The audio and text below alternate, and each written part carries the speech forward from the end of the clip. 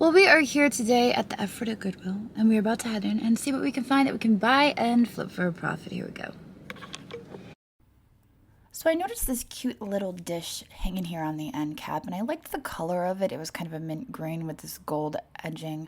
It was only 99 cents, but I figured it was like a $10 to $12 piece, and I have a lot of inventory. I really didn't need it.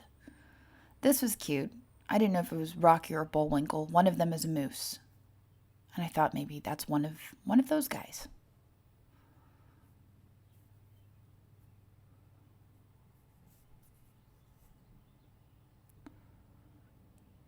This right here was a little bit puzzling, and I'm not sure. I even peeled the sticker. I'm like, you know what? I need a closer look at that. And even after peeling the sticker, I was like, I don't know. Without the saucer, it's tough with teacups. I was curious about those because the stems appeared to be spray painted. That was the Pineapple Floral by Indiana Glass. These had silver rims on them. And I was really surprised that this was not broken. Or you know what? Maybe it is. Maybe that piece in the back is broken. I was like, how is this not broken? I was impressed.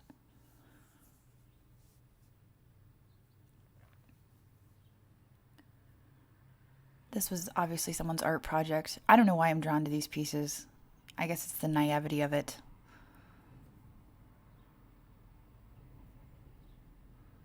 There was some pottery plates here, and I decided to check the design of it. Country Living was the brand on those. You can see there's not a whole lot on the shelves today. I've been to this Goodwill a few times. Sometimes there's a lot of stuff. This was Villeroy and Boch. I was kind of excited about this because I'm like, Villeroy and Boch, that's fantastic. I know some pieces Villeroy and Boch can sell for very, very good money. Other pieces, not so much. There's a wide range there, but it had Villeroy and Boch on it. It was only $1.99.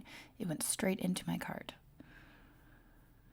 I suspect that this may be for instant coffee because it's got that little handle on the side for a spoon. I loved the simplicity of the design on these pieces. The platter on the bottom was interesting. It kind of reminded me of that Currier and Ives.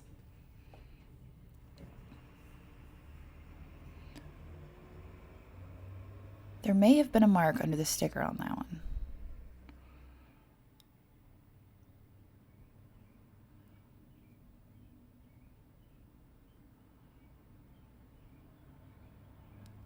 Now this box here, I'm not sure if someone had taped those stickers on it. It said the Essex collection. It was kind of a decoupage. It was a little puzzling. This may have been a shortbread mold. It was signed on the back.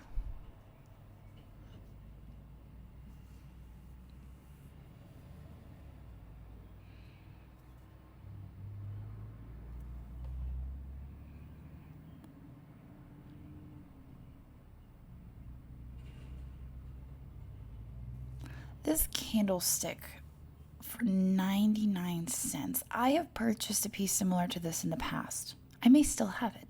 I may have a set now, I'm not sure.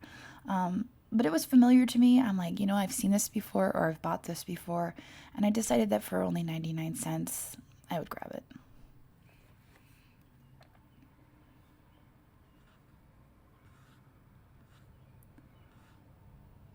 I've got a bell. It looked like it was Wedgwood. It looked to be Wedgwood, and I was very puzzled by it. So I picked it up, I looked it over 10 times, and I could not find a Wedgwood mark on it. This little wicker mushroom was kind of darling. I didn't see a whole lot of resale value there. And this tidbit tray, I loved the florals on that.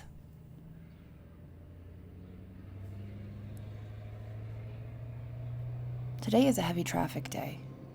I'm doing my voiceovers right by the window. You guys are just going to have to bear with me.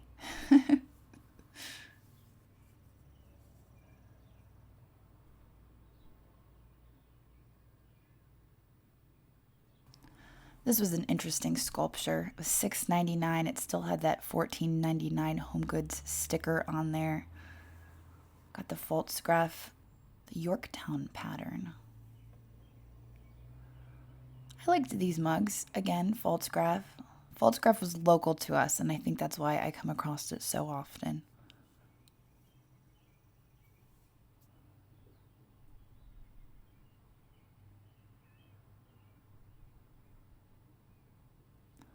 The design on that was very worn, but it reminded me of a piece that I showed in yesterday's video that was not worn.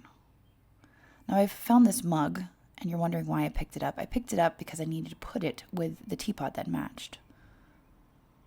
It's a thing. Have you noticed yet that all of the teapots are missing their lids except for that last teapot?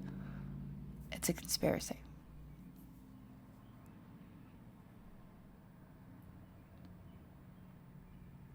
Those were a chrome finish, but they were very lightweight.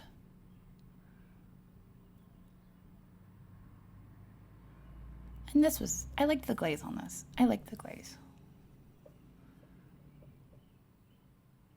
And this was really cool. Okay, this is one of those rare exceptions where I pick up something modern because it was just too cool to leave behind. It was $2.99, and it was a canister, and it had a cactus growing out of it. Not a real cactus, obviously, but it was just really neat. I thought, you know what? That's pretty cool.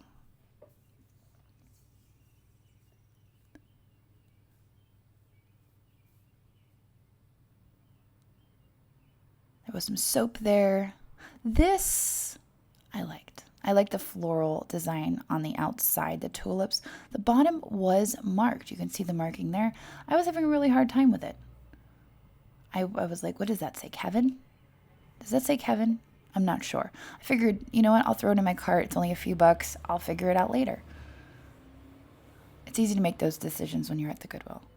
This is DS11. I think this was probably a school product. It was a nice piece, but I didn't really need it.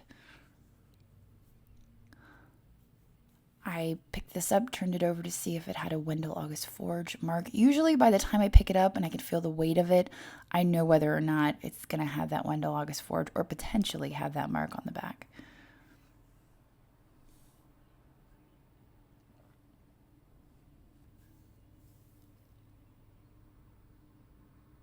Got some pots and pans there. This was interesting. I wasn't sure exactly what this was. It was really shiny. This was sitting on the end cap, and it reminded me of Royal Dalton Jamaica pattern. I believe it's Royal Dalton, with the watermelons hanging from the trees. That's kind of what it reminded me of, but this piece was not marked. I believe it had an O for oil, and obviously there's no vinegar. There's no stopper to it, and so it stayed there. We've got this letter A, and I think that those critters were decals. Somebody just stuck those on there, and unfortunately it did have a chip on it. So in the back, on this end cap, somebody had stashed this raku. You guys know I'm obsessed with raku. I don't even know how that happened. It was like I was filming the videos, I was picking up the raku, and then something just got triggered, and now I'm obsessed with it. But I thought this was a really fun squash. I'm pretty sure it's a squash. It was 99 cents. And for only 99 cents, I needed a raku squash.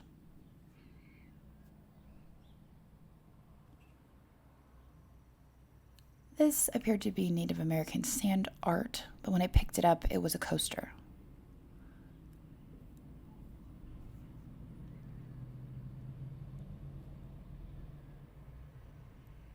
This mug was kind of fun.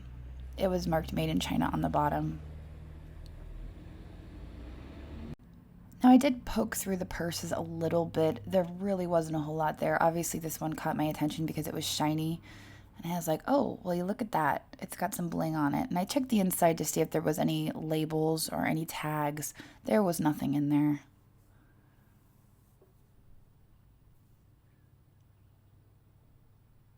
I liked the shape of that one.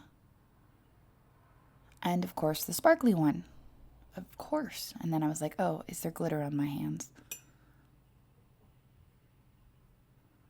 Now, before I left, of course I had to go through the artwork. I liked this piece, but it wasn't exceptional. So I did put it where someone else could see it and maybe appreciate it and take it home with them. And then I was looking through just to see if there were any original pieces of art. There were lots of frames. There was a mirror there.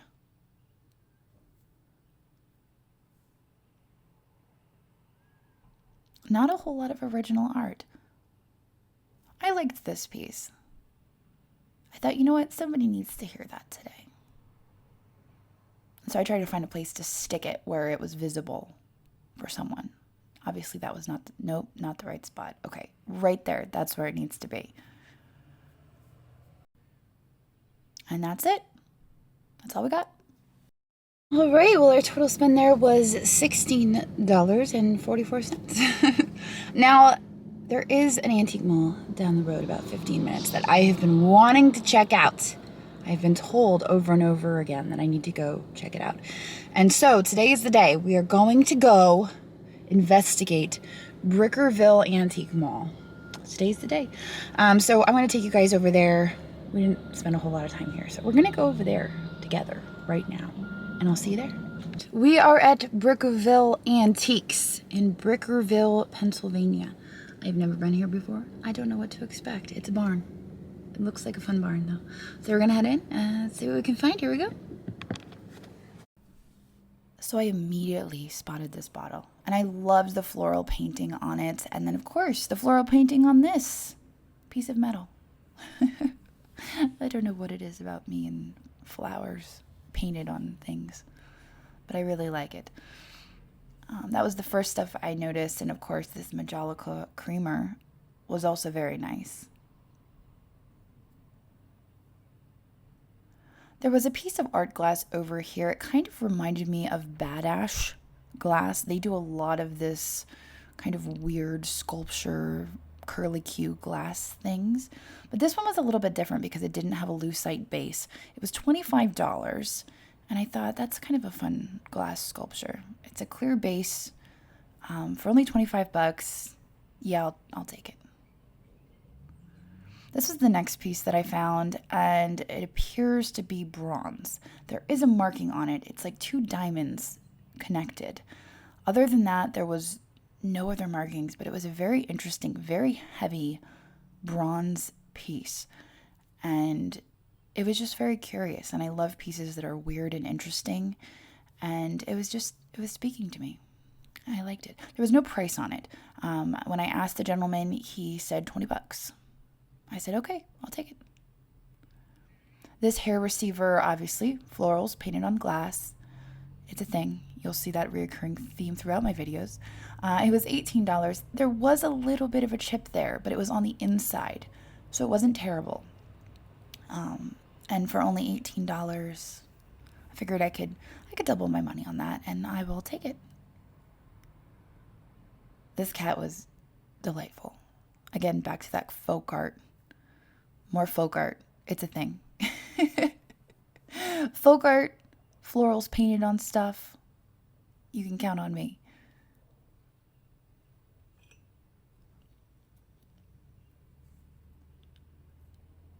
I love these pretzels.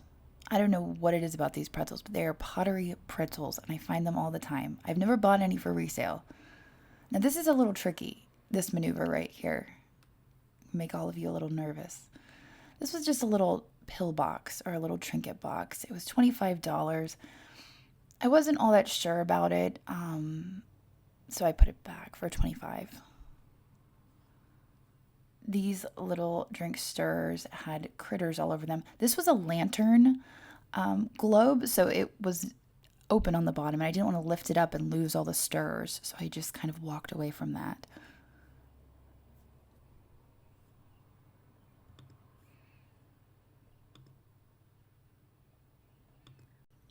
And then I found the art glass. This beautiful art glass swan for only $10. Now, what I liked about this swan is it is clear on the outside, but it's cased. And this white glass on the interior almost looks like feathers. It has a clear bottom. I'm not sure right immediate if it's Murano, but I really like it. I like it a lot. Now this is Pennsylvania folk art right here. It's a bird tree. I love the bird trees. I have one. I do. This one is a gut shawl. I believe it's Luke Gutschall that makes these bird trees, and it's fabulous. It's just a fabulous bird tree.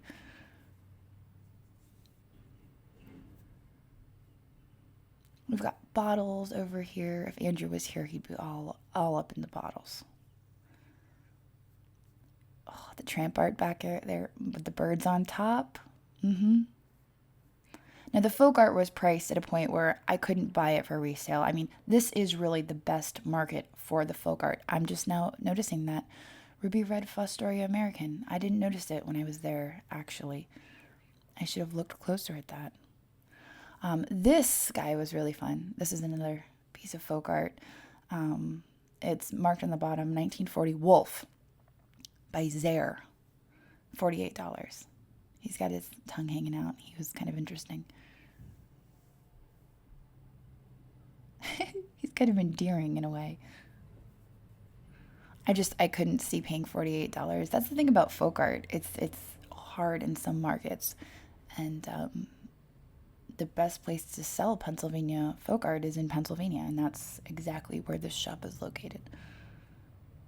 This is a Gouda Holland vase. I love the Gouda Holland pieces just because of the colors. I've got Barbies back there.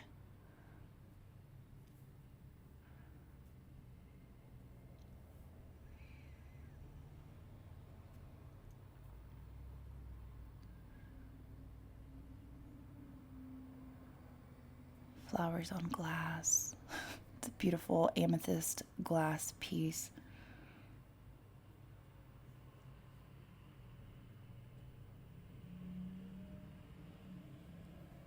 That's Moorcroft. A little Moorcroft dish. I've never bought and sold Moorcroft before. Now we're heading upstairs.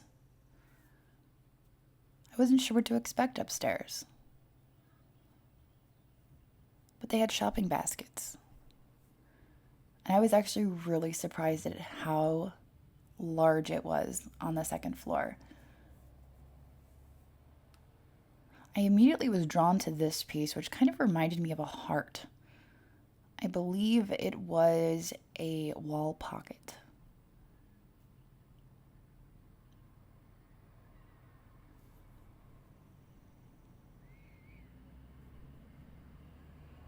Got some redware pottery. This is Breininger's.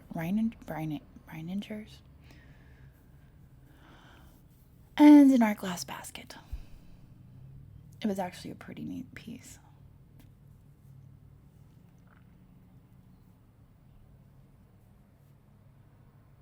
And then I found the polar bear. It was a really cute art glass polar bear. $25. He was very heavy. There were no markings on the bottom. He was clear glass. But he was good quality. He was a good quality polar bear. And he deserved to go home with me.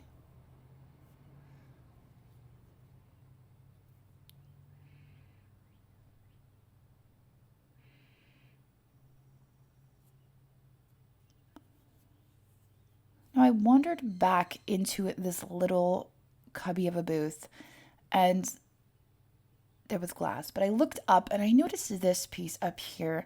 Now it was marked Beaumont pottery, and I didn't know if that was for Beaumont Brothers pottery. It almost looked like a second because the colors were so like they just leaked, but it was marked JB on the bottom, and it wasn't marked second, but it was marked Beaumont, Ohio. It was really interesting. I liked it, but I didn't like that the colors had bled, that the glaze had bled. So I ended up leaving it there for $39, which I felt was a good price, but not for resale.